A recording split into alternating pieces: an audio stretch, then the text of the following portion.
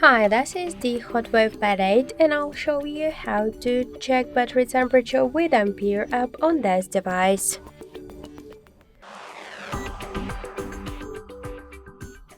So first open the Play Store application and then in the search pool enter the Ampere.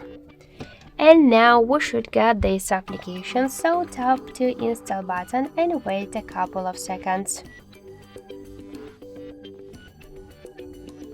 Click to continue, tap to skip, and wait just a couple of seconds now. So after that, tap to open the app, click to yes, I agree, click close, and tap to OK. So now we could see information about my battery temperature, and in my case that's 27 and 6 degrees. And also we got here more information like the battery capacity, voltage, and more other info. Thank you for watching, and if you like this video, leave thumbs up and subscribe.